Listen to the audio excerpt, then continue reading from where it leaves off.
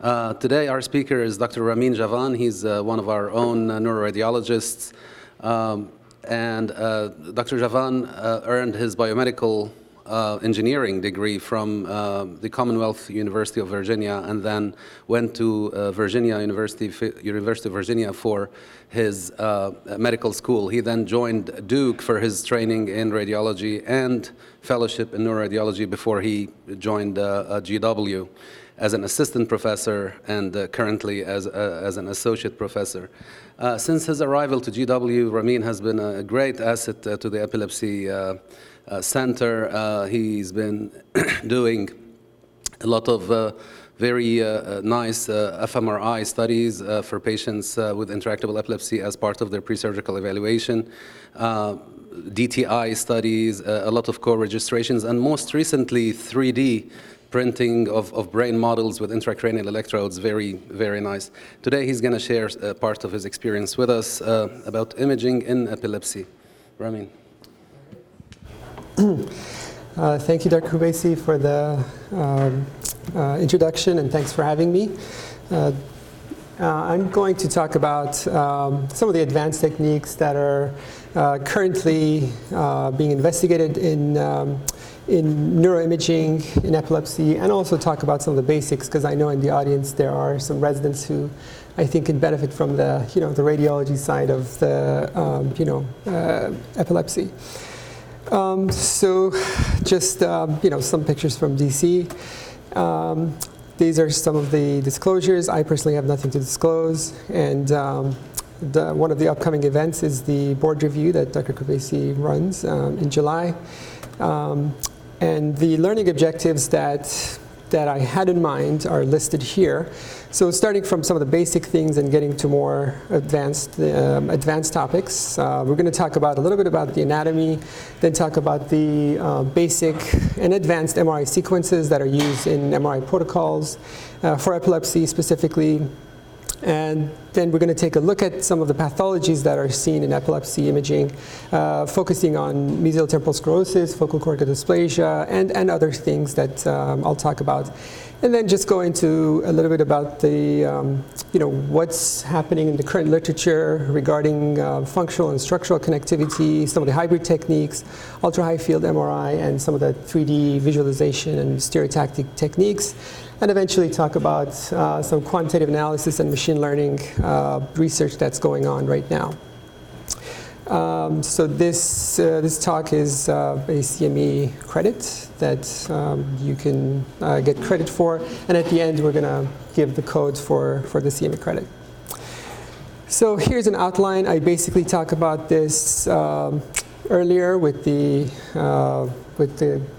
earlier slide. I'm not going to go specifically into it anymore.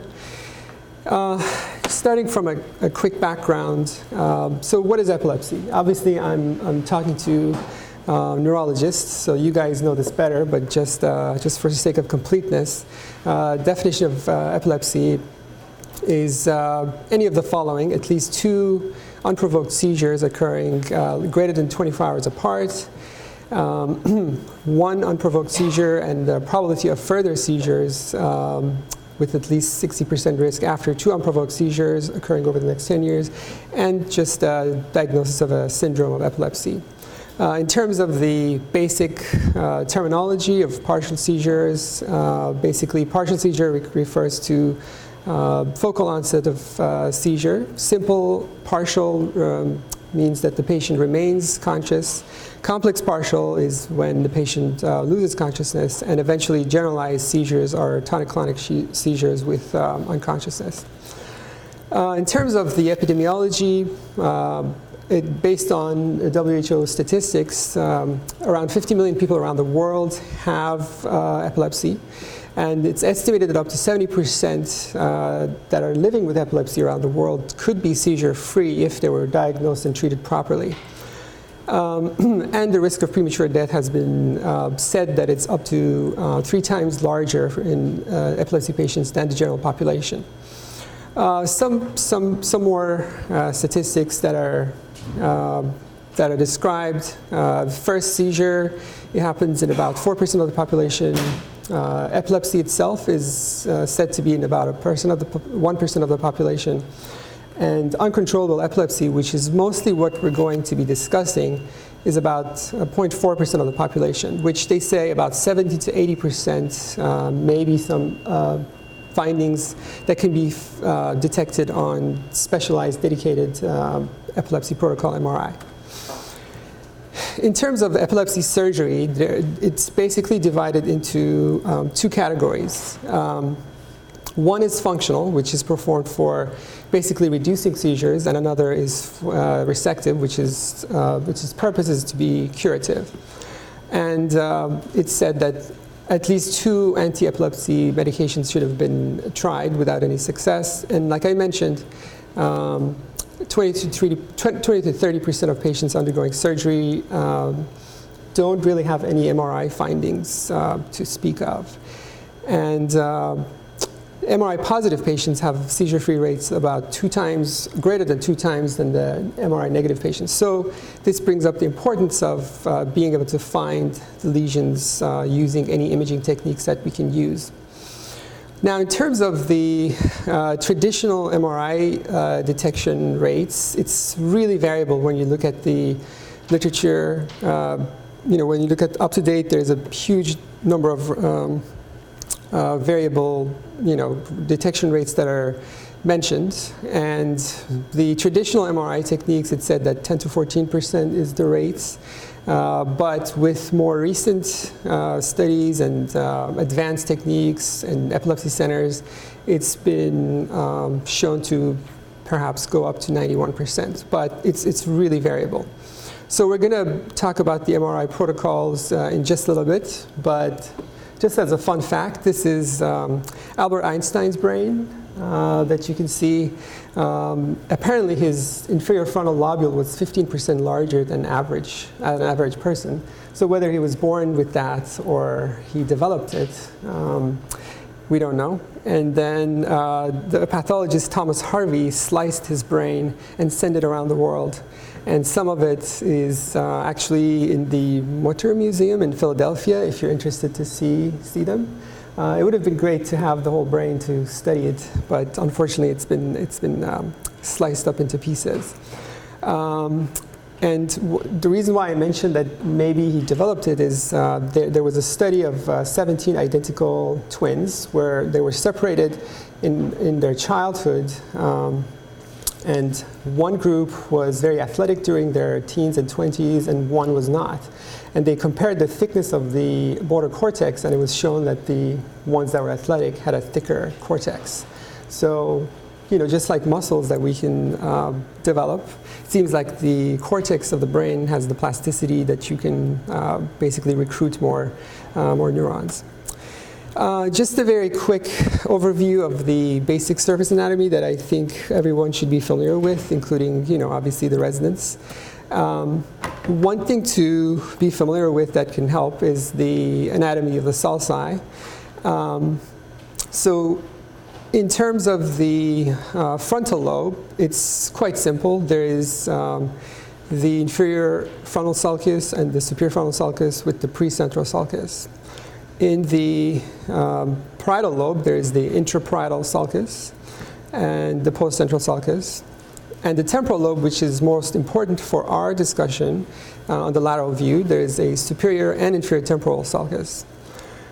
And that divides the brain into these gyri, which on the lateral view you should all be familiar with. Superior, middle, and inferior frontal gyri, very simple. The motor cortex, or the prefrontal gyrus, and then in the parietal lobe on the lateral view, postcentral gyrus, which is the sensory cortex, and the superior and inferior parietal lobule. Very simple. So frontal lobe, parietal lobe, and then the temporal lobe has the superior, middle, and inferior temporal gyri. So those are the important, lateral anatomy that you should be familiar with. And obviously, we're going to focus on the temporal lobe in a little bit. From the medial aspect, the important sulci, one is the cingulate sulcus, which continues to become the pars marginalis, which is an important landmark that we use for determining where the central sulcus is. Then there is the proto-occipital fissure or sulcus and the calcarine sulcus. And very importantly, we're going to discuss the collateral sulcus that is really important on the coronal view of the brain on MRI. So we're going to go into these more in detail on the cross-sectional images here.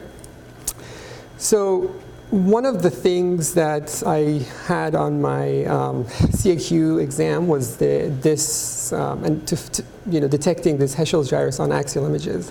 So Heschel's gyrus is the primary auditory cortex that's in the superiormost aspect of the temporal lobe. It's basically hidden inside the sylvian fissure. It's kind of horizontal and goes obliquely towards the lateral aspect. So keep in mind what the Heschel's gyrus is. Then we talked about the superior, middle, and inferior frontal gyri. Pretty simple, separated by the superior and inferior temporal sulci. And this is where the anatomy gets a bit tricky, and it's very helpful to know this, and helps the surgeon, and helps everybody communicate better with each other. So this, we have the hippocampus. Next to it, we have the parahippocampal gyrus, which is separated from the fusiform gyrus by the collateral sulcus. So those are the things that I really want residents to be familiar with. So the parahippocampal gyrus separated by the collateral sulcus from the fusiform gyrus. The mesial temporal lobe itself has a number of other parts that we're going to go into in the next few slides. But there are some other terms that you may come across that might be good to be familiar with. So the lateral occipitotemporal gyrus is the same as the fusiform gyrus, but the medial occipitotemporal gyrus is the parahippocampal gyrus, which continues to become the lingual gyrus of the occipital lobe. So keep those in mind. And then the entorhinal cortex that someone sometimes mentioned is basically the hippocampal formation plus parts of the parahippocampal gyrus. So a lot of different terms that you should be completely familiar with. And this is a little bit more anterior view of what we discussed, and you can see the parahippocampal gyrus here, the fusiform gyrus here, and the collateral sulcus. Now, there is an entity called the incomplete hippocampal inversion, which used to be called hippocampal malrotation, where the collateral sulcus becomes close to a vertical orientation, and the hippocampus develops kind of a globular appearance. The significance of it is kind of debatable. It's more commonly seen on the left side, and some normal people have it. So they say that if it's on the right side, it could potentially be associated with seizures. On the left side, it's much more common. So the relation is less known. Going into a little bit more detailed view. We're going to talk about the hippocampus itself. It's important to know some of the surrounding structures. We have the choroid fissure where the choroid plexus lays in, and then again we have the parahippocampal gyrus, collateral sulcus, and fusiform gyrus. Keep that in mind. And the ambient cistern is the area just kind of lateral to the parahippocampal gyrus, and we have the temporal horn in this region. Now, going into a little bit more detailed view of the hippocampus and mesial temporal lobe itself, this part of the hippocampus, it's called the Amon's horn, and it has the different parts of CA 1, 2, 3, and 4. Just remember that the order is this way. Sometimes it can be confusing. There's the dentate gyrus, there's the fimbria and alveus, and then you start getting into the subiculum, and then eventually the parahippocampal gyrus. So the things to keep in mind: dentate gyrus, subiculum, those are some of the things that that may come up. Sorry, I'm just going to close this. So that's the anatomy of that I wanted you to know on cross-sectional imaging. And this is just something to be familiar with in terms of the communication of the hippocampus with the limbic system, because it can be important on imaging when we talk about MTS, where there's connection with the fornix, which has the anterior column, posterior column, and a commissure, which eventually goes into the mammillary bodies. So those can all be basically seen on imaging as well. Let's talk about some of the practical imaging guides that are important.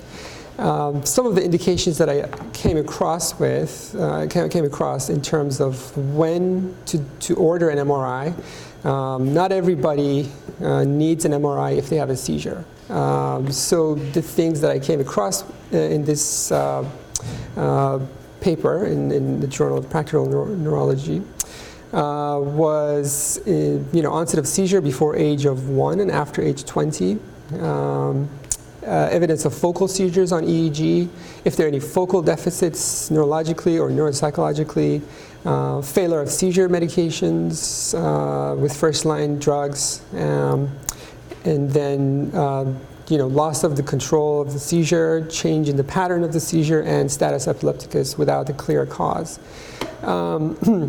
And in some cases, repeat MRI may be indicated. For example, if the seizures continue, or if there's a fixed deficit that develops, or if there are new techniques or new scanners that have become available compared to what the patient had initially. Really, really, really important is the detailed clinical information and guidance to pinpoint the neuroradiologist to where to look.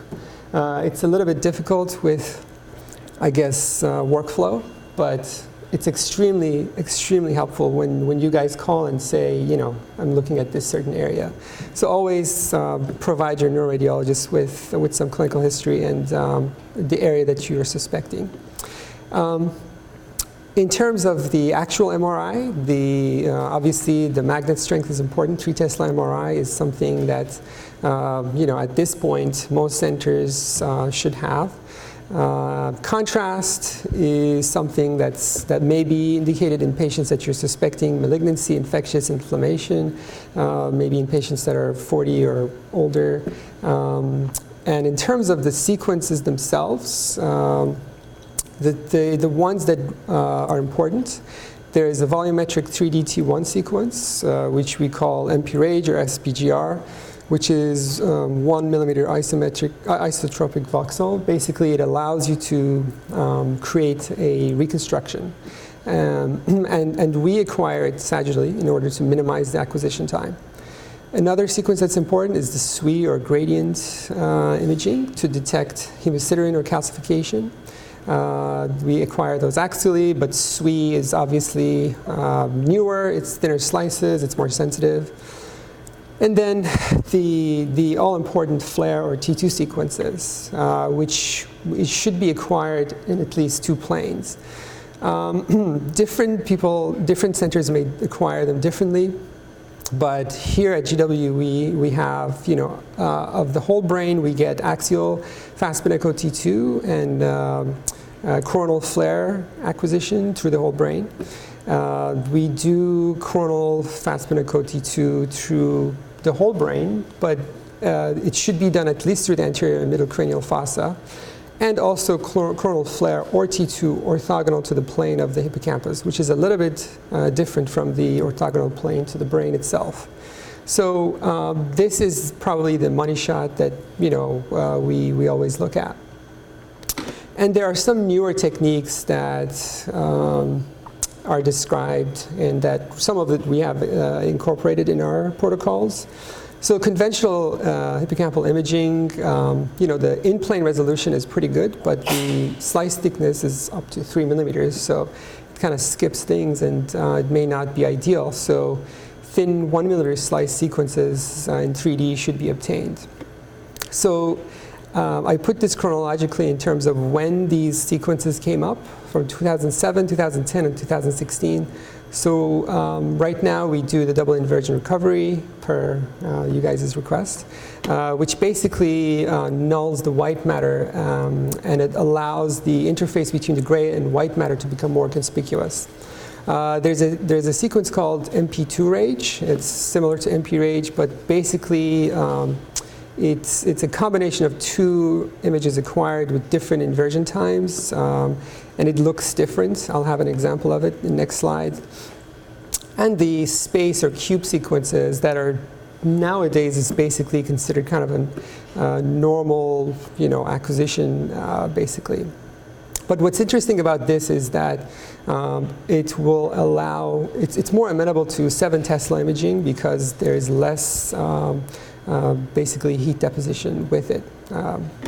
So these are the appearance of those sequences. So this is double inversion recovery.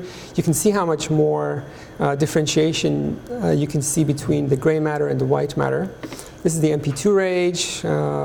We don't do this at the moment, but this is another technique that some use.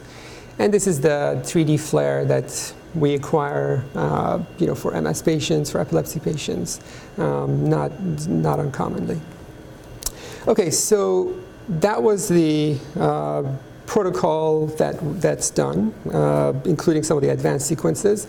Let's just quickly look at a few cases, some cases that I think would be useful for residents in terms of their imaging appearance.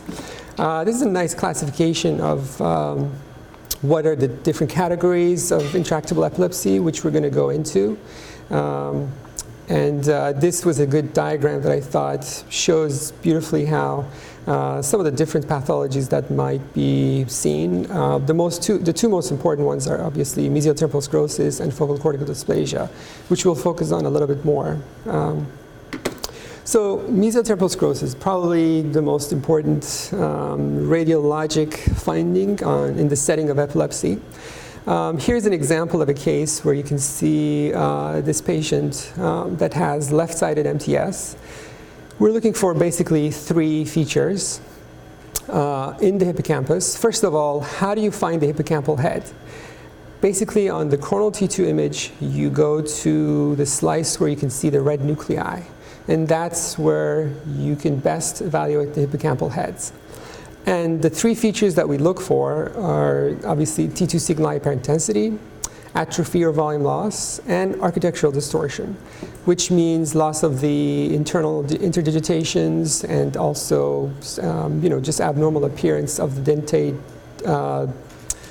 gyrus and the Ammon's horn. So it gets blurry, you lose that beautiful definition, which I'll show you in a little bit. Now, keep in mind that up to 10% of mesial temporal sclerosis cases may be bilateral, so don't just try to compare and look for asymmetry. You have to keep the overall picture in mind. And don't get tricked by the enlargement of the temporal horn. Sometimes it congenitally looks asymmetric, so that alone is not necessarily indication of patient having mesial temporal sclerosis. Now, there may be secondary findings associated with MTS. It could be, there's a cortical malformation or, things like that. So always make sure to not fall for what we call satisfaction of search, to continue to look for other pathologies in the brain. And some of the associated findings that may be seen with MTS that I mentioned why you should know the anatomy of the limbic system includes the atrophy of the ipsilateral fornix and mammillary bodies. Sometimes it can be positioned lower and it could be atrophied. There could be increased signal or atrophy of the anterior thalamic nucleus, atrophy of the cingulate gyrus, and increased signal or reduction volume of the amygdala. There are other things too, but much more harder to see. So that was MTS. Let me go back. The 3 things that I want you to remember: T2 signal hyperintensity, volume loss, and architectural distortion. Now, focal cortical dysplasia. It's an important topic. The things that we look for is basically the subtle hyperintensity at the junction of the cortex and kind of the subcortical region. Usually it's at the bottom of the sulcus. You can have blurring of the interface. A lot of times we look for cortical thickening. That's probably the easiest one to try to look for. And also there's something called the transmantle sign, which you might get on a board's exam. But basically it's associated with what's called talar dysplasia, and most commonly in type 2 focal cortical dysplasia, which I have an example of it here. I don't know if you can appreciate it, but basically that signal hyperintensity on flare that extends from the ventricle all the way to the bottom of the sulcus is called transmantle sign. Now there's a Bloomfield classification of the focal cortical dysplasias, type 1, 2, and 3. Type 1 is basically abnormal cortical lamination. More commonly, it's in the temporal lobes. Type 2 is dysmorphic neurons, and more commonly in the frontal lobes and elsewhere in the brain. And they have marked blurring, more than the type 1. And type 3 is basically architectic distortion of the cortical layer, and it's basically associated with other findings in the brain on MRI. So those are some of the things to keep in mind about focal cortical dysplasia, which we'll talk about in the hybrid techniques down in the future slides. Cavernomas are another important entity. This is an example of familial cavernomas, many of them. This is a susceptibility weighted imaging sequence which shows the blooming artifact. But what's helpful is this T2 dark hemosiderin rim on T2 sequences and this popcorn appearance on T1 because of the methemoglobin or subacute blood, which you can find. They can be small. They may not necessarily have this popcorn T1 appearance. They can also be associated with DVAs. That's also quite helpful at times. So cavernomas are another common entity that we can see. They may present with a bleed, or they may just present by themselves. But keep in mind that if you find a cavernoma, it doesn't mean that that's the source of epilepsy. It could be just an innocent bystander. So you have to correlate it with the EEG findings and make sure that they correspond before going for surgery. There are some epilepsy-associated tumors. Again, I apologize, the formatting has changed in this. This should all be a little bit more organized. But the epilepsy-associated tumors, there are basically 4 that are discussed. The characteristic features are that they're often cortical, often in the temporal lobe, usually are in the adolescents and young adults. They're benign, slow-growing, they're well-demarcated, and usually have no edema, and sometimes they can cause remodeling of the adjacent skull. There is gangliomas, which are cysts with mural nodule. They can enhance or be solid. Calcification is seen in up to half of them.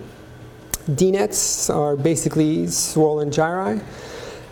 The key term that we use is the bubbly appearance. So if they ever ask you about a bubbly cortical tumor, they are talking about a DNET. They usually have no enhancement. They can be wedge-shaped in appearance, associated with focal cortical dysplasia, and again, they can have the calvary remodeling. PXAs, or pilocytic xanthioastrocytomas, they're cysts with enhancing nodules that abut the meninges. They can have meningeal enhancement, and this is the one that can have peritumoral edema. And hypothalamic hamartomas are basically non-enhancing enlargement of the tuberous cinerarium. Here are the different appearances. This is an example of ganglioma. You can see this enhancing mural nodule. It's cystic, it's cortical. This is the DNET. This is the bubbly appearance. This is the non-enhancement appearance. This is PXA, which I told you about, the cystic and solid components with the edema. This is the one that can have edema. And the hypothalamic hamartoma, or hamartoma of the tuberous cinerarium, which is a non-enhancing lesion in the region of the hypothalamus. There's really not much of a differential for it. That's kind of a pathognomonic entity. Very quickly, just a few appearances of some of the congenital, developmental, and syndromic anomalies. Sturge-Weber, we're all familiar with the appearance of it. You can have calcifications. Initially, there's enhancement, which eventually it burns out and becomes calcified.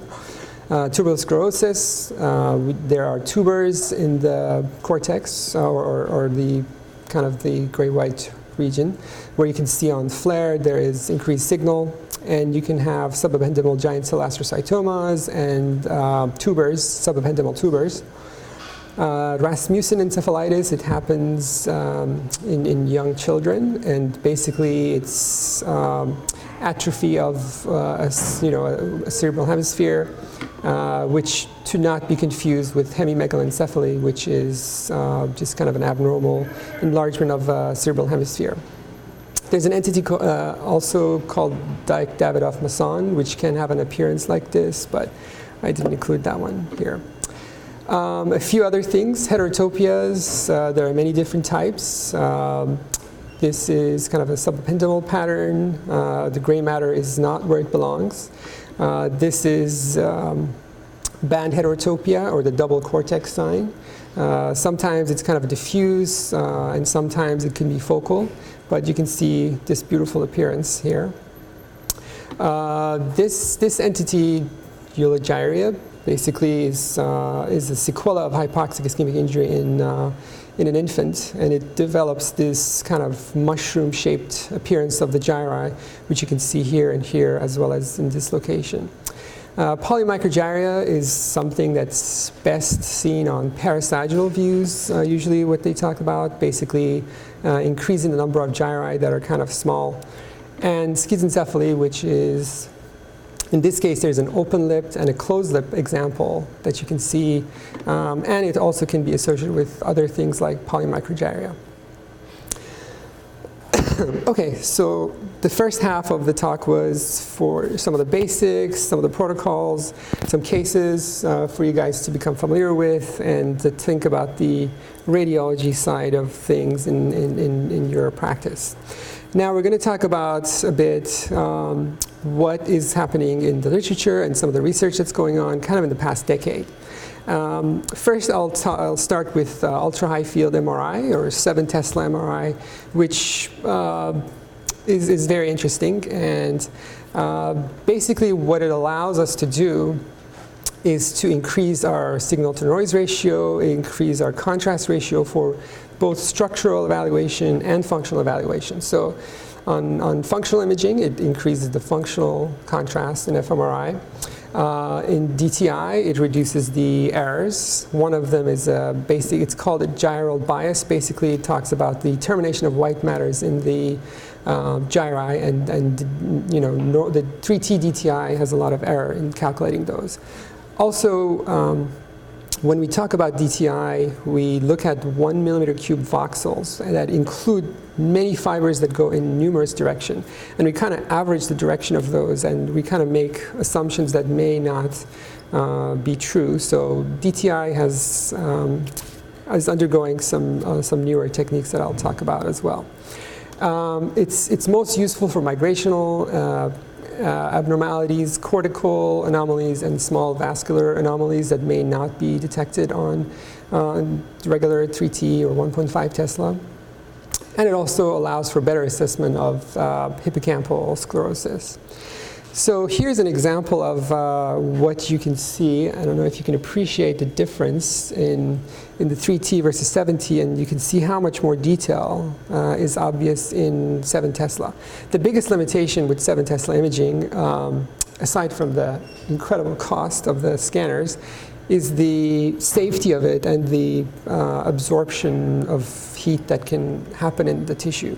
So it's not something that we can easily implement, but there certainly is a lot of interest in it. One study showed that basically there are distinct patterns of functional asymmetry in the CA1 subfield and the whole hippocampus. So it's very interesting that they can talk about the subfield of the hippocampus using 7 Tesla, which they combined kind of high-resolution 7 Tesla imaging with automated segmentation techniques and network analytical approaches to kind of detect these brain network abnormalities in patients with epilepsy, which I'll talk about a little bit more. Here's an example of what the automated software can do. Basically, this is a 3D view, 3D reconstruction of the automated segmentation of the different parts of the hippocampus and the parahippocampal region, which is quite fascinating. And if you look at these, there is a control group, which is the normals. There is the non-lesional temporal lobe epilepsy group, and this is the ones with mesotemporal sclerosis in patients with temporal lobe epilepsy. and you can see that the segmentation has done a pretty good job. And if you take a look at the normals, this is the normal cases, this is the abnormal non-lesional ones. You can see it actually looks a little bit enlarged here. And this is the case with MTS, which looks thinner. Again, this is done with an automated software, which is very interesting. Another study looked at, I guess the most important study that I came across with, they looked at 21 patients with intractable epilepsy on conventional 1.5 and 3 Tesla MRI. So they underwent 7 Tesla MRI. And so of those, structural lesions were found in 6. So about a third of them, they were able to find new lesions that were not initially appreciated on traditional imaging. 4 of them underwent surgery and found to have focal cortical dysplasia. So basically, those were missed on the traditional MRI. And in the remaining ones, 7 Tesla MRI was unrevealing, and 4 of those underwent surgery, and they showed gliosis. Basically, the gliosis, neither of them really were able to see it. So it seems like in pre-surgical evaluation of patients, it can be helpful. And the diagnostic gain is by the GRE and the FLAIR sequences, because those don't impose as much of energy deposition or don't increase the SAR. So here are some of the examples. You can see this is a 1.5 Tesla, a 3 Tesla, and here is a 2D GRE of 7 Tesla imaging, where you can detect this abnormal appearance of the cortex, which was detected using the 7 Tesla MRI. There were other abnormalities that were seen afterwards when they look back after they did the surgery.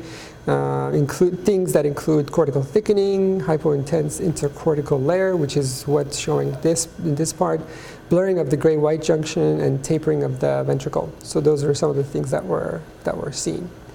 Another study looked at kind of quantitative MR parameters in order to detect differences in the hippocampal sclerosis subtypes. There's a type 1 and type 2 pathologically. Obviously, this is not in the person. This is it's resected, but it's interesting that this quantitative automated software was able to detect these different subtypes of type 1 and type 2.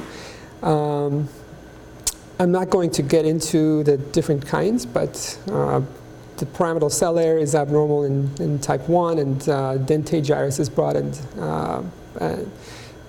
focally not really seen on type 1 and type 2. So that was some detail about 7 Tesla imaging, which seems exciting. In terms of structural imaging, we do fiber tractography mostly for surgical guidance, including the inferior longitudinal fasciculus, inferior fronto-occipital fasciculus, uncinate fasciculus, and optic radiation. So those are the things that are important for anterior temporal lobectomy, pre-surgical evaluations.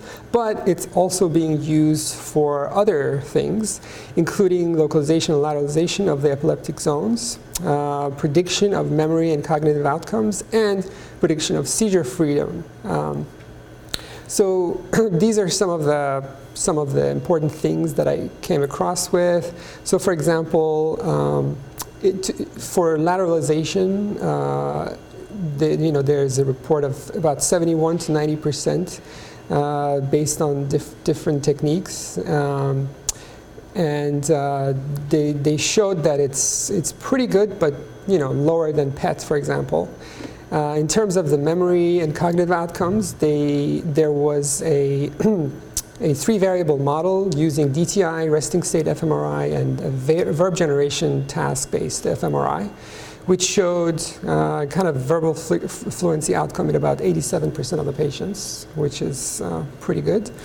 And in terms of seizure freedom, the pre-op evaluation demonstrated basically, was able to predict the post-op seizure freedom after ATL with about 84% sensitivity and 89% specificity.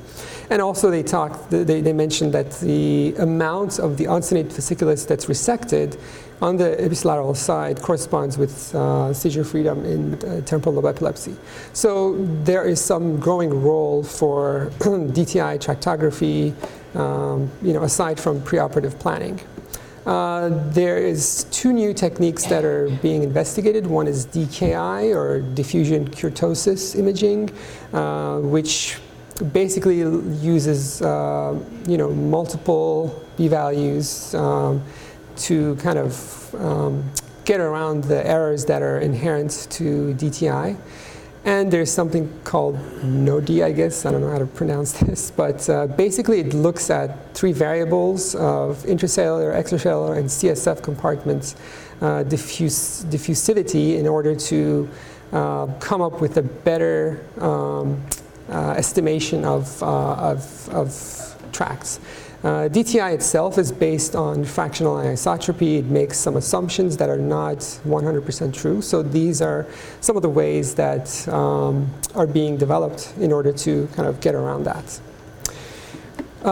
Functional imaging, which is something that we do for the patients here. Basically, it's called the BOLD technique, or blood oxygen level dependent, based on the blood flow to the parts of the brain that get activated.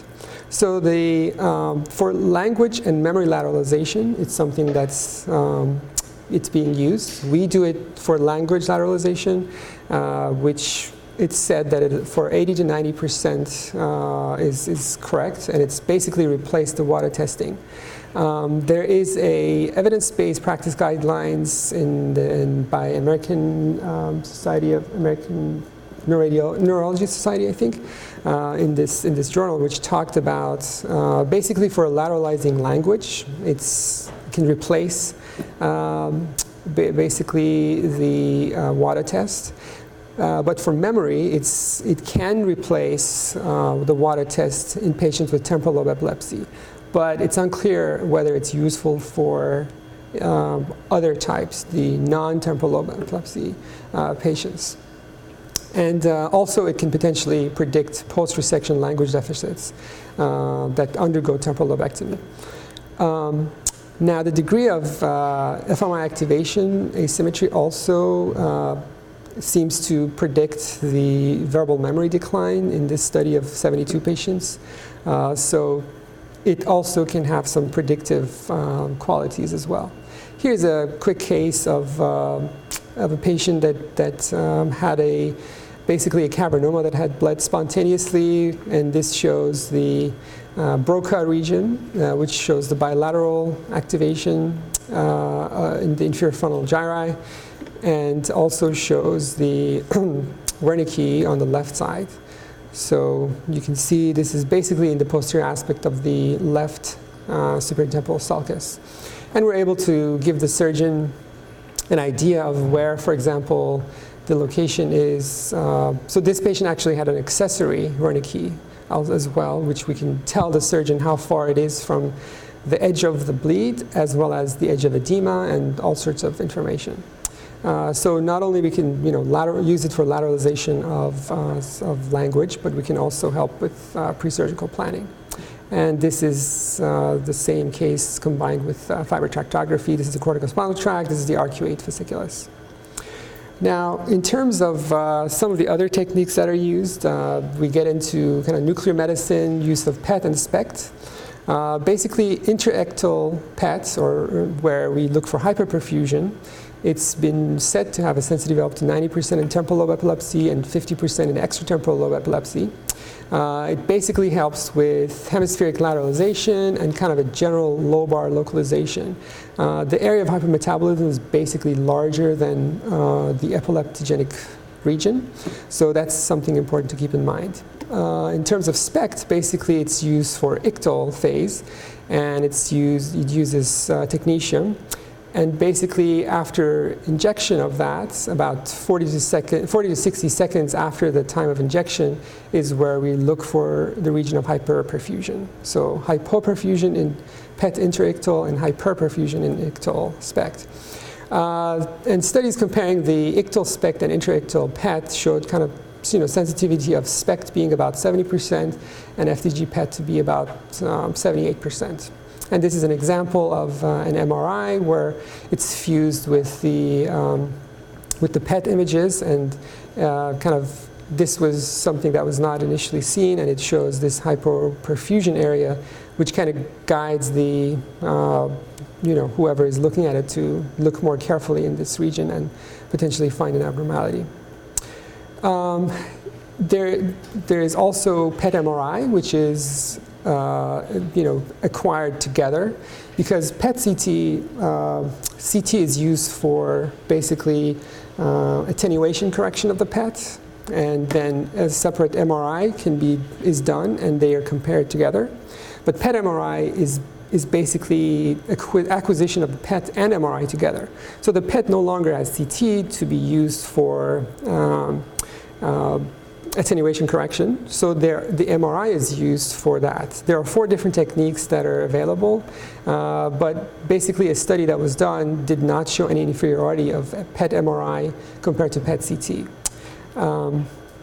And some of the studies that are out there regarding PET MRI, for example, 45 patients were looked at, and they found that it enhanced the identification of cortical dysplasias, especially in the mild type C1 cortical dysplasias for 33% of the patients that had non-concordant findings and had normal MRI scans. Another study, there were 74 patients where PET MR was able to find new anatomic or functional lesions in 10 patients that were not identified on standalone 3T MR. In another study, there were 35 patients where no lesions were shown on MR in 15 of them, but PET MR detected in 12, or 80% of the patients that was concordant with EEG in 9 of them. And they also looked at another technique they called SysCom, which is basically fusion of MRI PET with SPECT. And that was done on 25 patients, and it was had concordant findings in 7 of the 12 patients who had normal MRI. So basically, either of them seems to have increased the detection rate of abnormalities that were not seen on traditional MRI. These have not come out right. Oh, here we go. So this case I obtained from Dr. Salomon at UCLA, and this is an example of PET MRI where you can see how helpful this is to show this region of hypoperfusion, to kind of point you to where the abnormality is. Here's another case where if you look, it's really hard to find anywhere where the focal cortical dysplasia may be. And when the PET MR fusion is done, you can this area demonstrates some hyperperfusion, and when you look more carefully, you can see that there's a little bit of a thicker cortex in that region. There is something called MSI, or magnetic source imaging, where MEG data is combined quantitatively with MRI data. That also has been used in some centers, which also points interestingly to that area. And this is the finding that I mentioned to you. This is the intraoperative finding. Supramarginal gyrus is where the location was, and these are the dysmorphic neurons that were found on pathology. So this was cortical thickening. It was cortical dysplasia type 2A. fMRI EEG is basically acquisition of fMRI and EEG together. I know Dr. Kolipur is interested in that. And it's been found to be helpful in 2 separate entities. One is for evaluation of epileptic networks, and also for pre-surgical evaluation. They found that the morphology of the epileptiform discharges are more important than the amplitude of the spikes. Also, they found that the increase in positive and negative bolt signal in response to those discharges was proportional to the number of events that were analyzed, but the areas were not focal enough to kind of sufficiently find the ictal zones. And that they found that there are areas that are remote from the region that the abnormality may be, that also demonstrate abnormal findings that could be related to these epileptic networks. They also thought that they may be able to distinguish between frontal versus generalized epilepsies, and they discussed that thalamic and frontoparietal cortical networks, social changes in generalized epilepsy.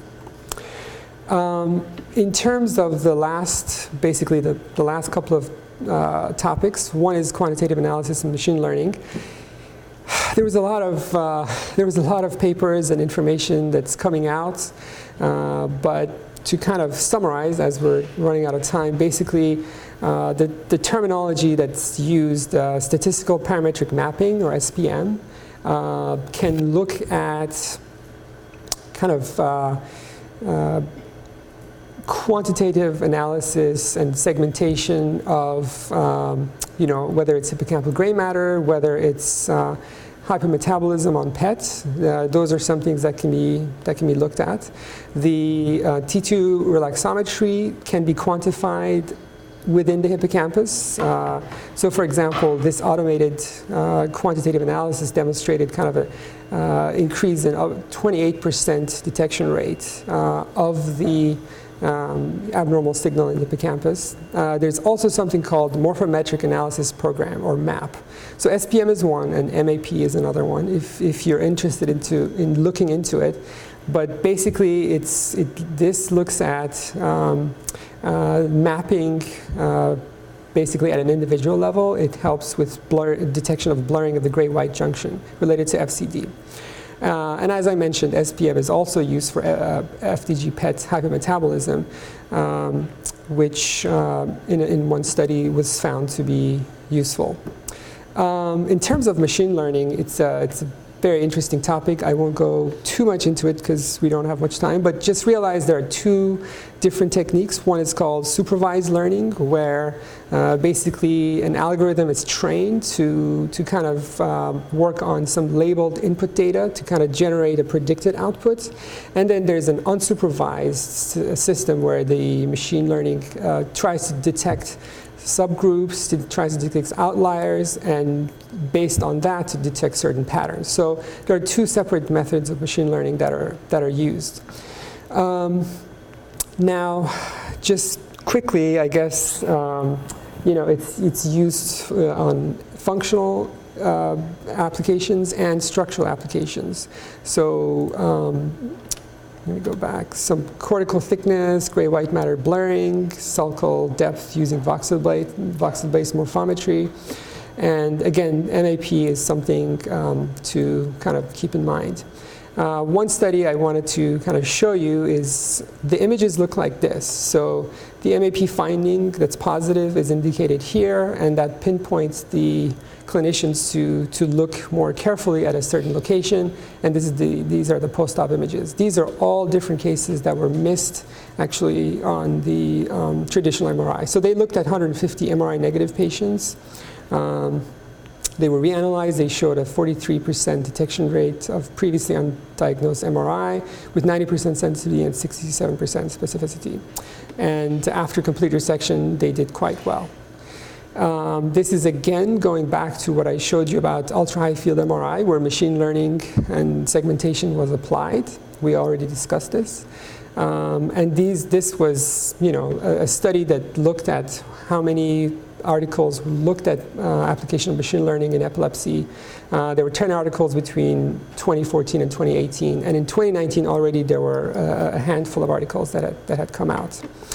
I don't think we have that much time to go into the specifics of these, but multiple studies looked at both functional and structural applications where there was increase in the detection rates of abnormalities. So one is structural and functional network changes, and one is kind of focal cortical lesions. Again, I don't think we have much time to go specifically into these. And lastly, I wanted to talk about stereotactic guidance, which is something exciting that is happening. Aside from surgery, an option might be for laser ablation. This was a patient that we discussed earlier. It was actually, no, this is a different one. This was a bilingual patient, so we had to do English and Spanish.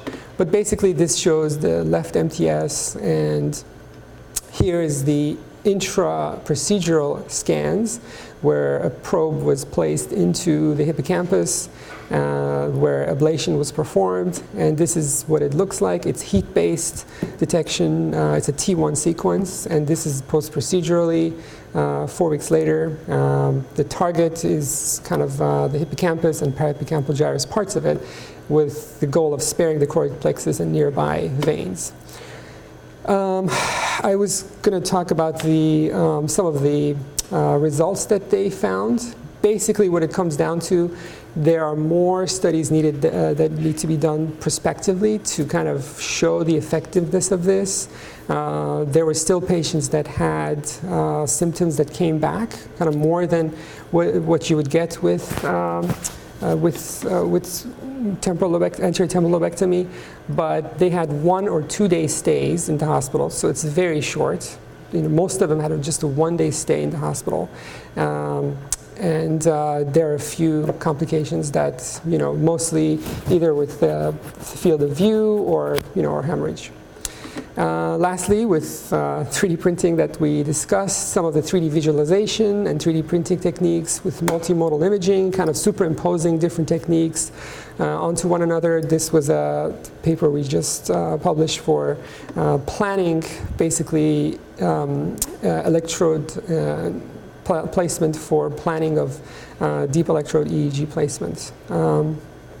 Lastly, there was a study that looked at 3D multimodal imaging, where it showed basically a big change in the planning that was being done when the clinicians were given the superimposition of the multiple techniques. So you can see that, for example, led to a change in 34% of the 44 individuals that they looked at, where the 3D multimodal imaging was helpful and changed some management. This is an example. So this is the MRI, this is a CT venogram, and this is the planning of the grid placement. So this is an example of something that can potentially be helpful. And that's it. Thank you for your attention. I know it was a lot of material, and I tried to fly through it. You took those photographs. Oh, yes, I do photography on the side. But I think I have to mention the CME credit that can be obtained. So the code is 13597 to be texted to this number. Yeah, no problem. All right. For teaching vaccines, do we have different I've read the studies about T2 relaxation, but didn't pay attention to the technical part of it. So does it need a different type of acquisition protocol, or it's all post-processing? I don't think it requires anything additional from what I was looking at, but I didn't fully read the entire paper, but from just glancing at it, I did not necessarily see requirement for separate acquisition, but I'll have to look into it. So as you know, we're always looking for new methods New to work methods, here yeah. together. Yeah. So yeah, Thank you. Remind me here. Sure. Sorry, may I ask a basic question? Yes, of course. So for functional MRI, when we doing this technically, when we do the imaging, we are asking patient to do for example, when we are checking the Broca area, to talk during the MRI, or Yes, that's a great question. Sorry, because I don't know how. No, that's it's very important because patients always also ask. So no, they only have to think. They just have to think about. There are 3 tasks that we do: word generation, verb generation, and sentence completion. And we give them letters that change every 5 seconds, and they just have to think about as many words that start with those letters. So for example, that's the word generation. They don't have to say anything, they just think. We tell them we're going to read your mind. They freak out a little bit, but yeah. And for verb generation, we show them a word. They have to think about a verb associated with it, like cup, drinking, breaking, throwing. The key is to get the brain to work. The speech centers to work, and those will activate, enough. The brain activity will be enough. And just a quick question about focal cortical dysplasia. This hyperintensity that we see, it's mild hyperintensity in the cortical area. We should look at flare or the T2, mostly. So flare or the double inversion recovery sequence that we do. So that would be where it's the most conspicuous. But yeah, it could be mild or it could be very obvious. But if you guys point us to a certain part of the brain, it really helps. Thank you. Sure.